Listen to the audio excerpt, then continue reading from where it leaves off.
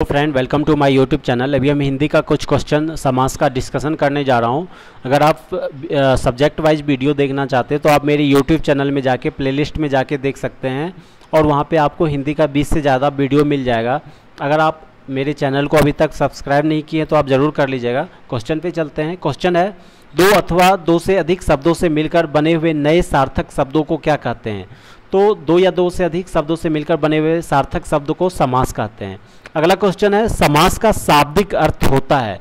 समास का जो है शाब्दिक अर्थ क्या होता है? तो समास का शाब्दिक अर्थ होता है संक्षेपण, संक्षिप्तीकरण होता है। तो आंसर हो जाएगा ए ऑप्शन, संक्षेप। अगला सवाल है, निम्नलिखित में से कौन सा पद अवयवी भाव समास है? अवयवी भाव समास है। ऑप्शन दिया है गृहागत, बी ऑप्शन है आचार कुशल, सी ऑप्शन है प्रतिदिन, डी ऑप्शन है कुमारी। तो इसमें अवयवी भाव समास क्या हो जाएगा? सी ऑप्शन हो जाएगा प्रतिदिन। यहाँ पे जो है प्रथम पद जो है प्रति आ रहा है, प्रति आ रहा है, इसलिए अवयवी भाव समास हो जाएगा। अवयवी भाव समास को कैसे पहचानेंगे? उसका जो है सो दोनों पद होता है, प्रधान होता है, और उसके जो शुरू में जो है अनु, आ, प्रति ये सब लगा हो तो उसे हम क्या कहते हैं? अवयवी भाव समास कहते हैं। तो इसमें क्या लग रहा है? प्रति लग रहा है, तो अवयवी भाव इसलिए समास हो गया ये। नेक्स्ट क्वेश्चन है, निम्नलिखित में से कर्मधारय समास किसमें है? ऑप्शन दिया हुआ है चक्रपाणी, चक्रपाणी, बी ऑप्शन है चतुर्युगम, सी ऑप्शन है नीलोत्पलम। तो इसमें जो है कर्मधारय समास पूछ रहा है, तो इसका आंसर हो जाएगा सी ऑप्शन नीलोत्पलम।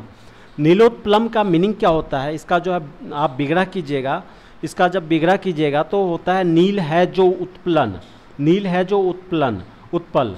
तो नील है जो उत्पल होता है, तो इसमें जो है सो इसका मीनिंग होता है कमल। तो है जो आ रहा है बीच में जो है जो आ रहा है, तो इसलिए ये कर्मधारय समास हो जाएगा। कर्मधारय समास को कैसे पहचानेंगे? कर्मधारय समास में जब आप विग्रह कीजिएगा तो उसके मध्य में जो है जो के समान लगता है उसे हम क्या कहते हैं? कर्मधारय समास कहते हैं। जैसे एग्जाम्पल और भी देखिए, चरण कमल। तो चरण कमल में क्या होता है? आप विग्रह कीजिएगा तो कमल के समान चरण, के समान लग रहा है, बीच में क्या लग रहा है? के समान, तो क्या हो गया? कर्मधारय समास हो गया। इसी तरह से नीलकंठ, नीलकंठ भी एक जो है कर्मधारय समास है। नीला है जो कंठ, है जो लग रहा है बीच में, इसलिए क्या हो गया? कर्मधारय समास ये भी हो गया। नेक्स्ट क्वेश्चन है, अगला सवाल है, जिस समास के दोनों पद अप्रधान होते हैं वहां पर कौन सा समास होता है? वहां पर कौन सा समास होता है? कह रहा है कि दोनों पद जो है अप्रधान है, तो वो कौन सा समास कहलाएगा? ऑप्शन दिया है द्वंद्व समास, द्विगु समास, तत्पुरुष समास, बहुव्रीहि समास। तो आंसर क्या हो जाएगा? डी ऑप्शन हो जाएगा, बहुव्रीहि समास। बहुव्रीहि समास में क्या होता है कि दोनों पद जो है अप्रधान होता है और ये जो है तीसरे पद की ओर संकेत करता है, इसे बहुव्रीहि समास कहते हैं। जैसे एग्जाम्पल देखिए, लंबोदर, लंबा है उदर जिसका, ये जो है सो तीसरे पद की ओर संकेत कर रहा है, गणेश की ओर संकेत कर रहा है। तो इसी तरह पीताम्बर, पीत है अंबर जिसका, कृष्ण, कृष्ण की ओर संकेत कर रहा है, तो ये बहुव्रीहि समास हो जाएगा। नेक्स्ट क्वेश्चन है, जितेंद्रियां, जितेंद्रियां में कौन सा समास है? ऑप्शन है द्वंद्व समास, बहुव्रीहि समास, बहुव्रीहि समास, तत्पुरुष समास, कर्मधारय समास। तो इसमें जो है सो जितेंद्रियां जो है एक बहुव्रीहि समास है। जितेंद्रियां को जो आप विग्रह कीजिएगा तो इसका मीनिंग होता है इंद्रियों को अपने वश में कर लिया हो, जो इंद्रियों पे अपने वश में कर लिया हो, संयमी हो। तो ये जो है किसी तीसरे की ओर संकेत कर रहा है, इसलिए क्या हो जाएगा? बहुव्रीहि समास हो जाएगा। अगला सवाल है, देवासुर में कौन सा समास है? ऑप्शन दिया है बहुव्रीहि समास, कर्मधारय समास, तत्पुरुष समास, द्वंद्व समास। तो देवासुर को जब आप विग्रह कीजिएगा तो क्या होता है? देव जो और आसुर, देव और आसुर, तो यह एक जो है द्वंद्व समास का एग्जाम्पल है। क्या हो रहा है इसमें? और जो है यहाँ पे क्या हो रहा है? और जो है सो यहाँ पे आ रहा है बीच में, और या बीच में लगता है तो उसे द्वंद्व समास कहते हैं। और भी दूसरा एग्जाम्पल देखिए, राजा और प्रजा, राजा और प्रजा भी एक द्वंद्व समास का एग्जाम्पल है। राजा और प्रजा, और जो है यहाँ पे क्या हो रहा है? विलुप्त हो रहा है, गायब हो जाता है। इसी तरह से नदी नाले, नदी और नाले, और जो है यहाँ पे नहीं है, गायब हो गया है, तो क्या हो गया? ये भी द्वंद्व समास का एग्जाम्पल है। तो देवासुर जो है एक द्वंद्व समास है। अगला क्वेश्चन है देशांतर। देशांतर में कौन सा समास है, ये पूछ रहा है। ऑप्शन है बहुव्रीहि, द्विगु, तत्पुरुष, कर्म, धाराएं। तो इसमें देशांतर में जो है तत्पुरुष समास है। तत्पुरुष समास है, क्या होता है देशांतर को जब आप विग्रह कीजिएगा, देश का अंतर क्या हो रहा है, यहाँ पे का आ रहा है, तो जिसमें जो है सो का के की लुप्त हो जाता है, उसको जो है सो हम तत्पुरुष कहते हैं, संबंध तत्पुरुष कहते हैं। तत्पुरुष में जो है संबंध तत्पुरुष कहते हैं। और भी संबंध तत्पुरुष का एग्जाम्पल देखिए, राजपुत्र, राजपुत्र राजा का पुत्र, यहाँ पे क्या हो रहा है, का जो है लुप्त हो रहा है। इसी तरह से देश रक्षा, देश की रक्षा, तो ये भी जो है सो संबंध तत्पुरुष है। अगला सवाल है 10 नंबर, दीनानाथ में कौन सा समास है। नेक्स्ट क्वेश्चन है 10 नंबर, दीनानाथ में कौन सा समास है। तो दीनानाथ जो है एक तत्पुरुष समास है। तो यहाँ पे जो है दीनानाथ का को जब आप विग्रह कीजिएगा तो दीना का नाथ, दीनों का नाथ, तो यहाँ पे जो है को आ रहा है, तो को आ रहा है, तो यहाँ पे क्या हो जाएगा तत्पुरुष समास। यहाँ पे ऑप्शन में कोई भी नहीं दिया हुआ है, कोई भी नहीं दिया हुआ है, तो आंसर आप क्या एग्जाम में दीजिएगा। अगर इस टाइप का क्वेश्चन कभी कभी आ जाता है तो आप जो है सो सबसे बेस्ट आंसर यहाँ पे आप दे सकते हैं कर्मधारय समास, क्योंकि कर्मधारय समास में जो है के समान ये सब आता है विग्रह करने पे है जो आता है। तो आप यहाँ पे दे सकते हैं कर्मधारय समास, आंसर लगा सकते हैं।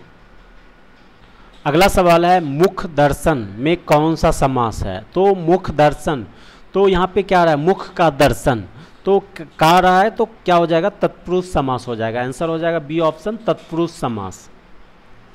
अगला सवाल है कौन सा शब्द बहुव्रीहि समास का सही उदाहरण है। ऑप्शन है ए ऑप्शन निसी दिन। निसी दिन का मीनिंग क्या होता है, रात दिन, रात और दिन, तो ये जो है सो एक द्वंद्व समास का एग्जाम्पल है। बी ऑप्शन देखिए त्रिभुवन। त्रिभुवन का मीनिंग क्या होता है, तीन लोक, तीन लोक, प्रथम पद क्या आ रहा है, संख्यावाचक, संख्या आ रहा है, तो ये जो है द्विगु समास हो जाएगा। सी ऑप्शन है पंचानन। पंचानन, यहाँ पे आपको कन्फ्यूजन होगा कि पंचानन द्विगु समास है क्योंकि संख्यावाचक आ रहा है, 5 आ रहा है, लेकिन पंचानन का मीनिंग क्या होता है, जिसके 5 आनन या मुंह हो, तो जिसके 5 आनन या मुंह हो, पंचमुखी शिव, किसी तीसरे की ओर जो है सो इशारा कर रहा है, तो क्या हो जाएगा बहुव्रीहि समास हो जाएगा पंचानन। तो आंसर हो जाएगा सी ऑप्शन पंचानन। अगला सवाल है 13 नंबर, निशाचर। निशाचर में कौन सा समास है। निशाचर का मीनिंग क्या होता है, रात में विचरण करने वाला, रात में निकलने वाला। कौन निकलता है, उल्लू, राक्षस, चोर, ये सब क्या है, ये जो किसी तीसरे इसमें कोई भी पद प्रधान नहीं है और किसी तीसरे की ओर इशारा कर रहा है, तो क्या हो जाएगा बहुव्रीहि समास हो जाएगा। आंसर क्या हो जाएगा, डी ऑप्शन हो जाएगा बहुव्रीहि समास। अगला सवाल है चौराहा में कौन सा समास है। चौराहा क्या होता है, 4 राहों का समूह, चौराहा, 4 राहों का समूह चौराहा। तो यहाँ पे क्या हो रहा है, संख्या आ रहा है, शुरू में क्या आ रहा है, संख्या आ रहा है, तो क्या हो जाएगा द्विगु समास। डी ऑप्शन हो जाएगा, द्विगु समास हो जाएगा। चौराहा जो है एक द्विगु समास है। अगला सवाल है 15 नंबर, 10 मुख। 10 मुख में कौन सा समास है। ऑप्शन दिया है कर्मधारय, बहुव्रीहि, तत्पुरुष, द्विगु। तो 10 मुख क्या होता है, 10 मुख जिसका 10 सिर हो, जिसका 10 सिर हो, रावण, ये जो है किसी तीसरे की ओर जो है सो इशारा कर रहा है, तो क्या हो जाएगा, इसका आंसर हो जाएगा बी ऑप्शन हो जाएगा बहुव्रीहि। बहुव्रीहि इसका आंसर हो जाएगा। 10 मुख जो है एक बहुव्रीहि समास है। अगला सवाल है सुपुरुष में कौन सा समास है। सुपुरुष में कौन सा समास है। सुपुरुष को जब विग्रह कीजिएगा तो क्या होगा, सुंदर है जो पुरुष, तो यहाँ पे क्या हो रहा है जो विग्रह हो रहा है, लुप्त हो रहा है, तो यहाँ पे क्या हो जाएगा, ये जो है एक कौन सा समास है जिसमें जो है सो है जो के समान ये सब जो है आदि आता हो, तो उसे कर्मधारय समास कहते हैं। तो आंसर क्या हो जाएगा, सुपुरुष जो है एक कर्मधारय समास है। आंसर सी ऑप्शन हो जाएगा कर्मधारय। अगला सवाल है, अगला क्वेश्चन है विशेषण और विशेष के योग, विशेषण और विशेष के योग से कौन सा समास बनता है। विशेषण और विशेष के योग से जो समास बनता है उसे कर्मधारय समास कहते हैं, उसे जो है कर्मधारय समास कहते हैं। एग्जाम्पल देखिए, महापुरुष, महान है जो पुरुष, ये जो है एक कर्मधारय समास है। तो विशेषण और विशेष के योग से जो समास बनता है उसे कर्मधारय समास कहते हैं। अगला सवाल है 18 नंबर, निम्नलिखित में से एक शब्द में द्विगु समास है, उस शब्द का चयन कीजिए। द्विगु समास में क्या होगा कि प्रथम पद जो है उसमें संख्या आएगा, संख्या। तो ऑप्शन देखिए, ए ऑप्शन है और आजीवन। आजीवन क्या होता है? जीवन भर। ये जो है एक अवयवी भाव समास है। भूदान, भूदान जो है भू का दान का आ रहा है, तो क्या है? एक तत्पुरुष समास है। सी ऑप्शन है सप्ताह, यहाँ पे क्या आ रहा है? संख्या आ रहा है, शुरू में क्या आ रहा है? संख्या आ रहा है, तो द्विगु समास हो जाएगा सप्ताह। सप्ताह जो है एक द्विगु समास है, आंसर हो जाएगा सी ऑप्शन सप्ताह।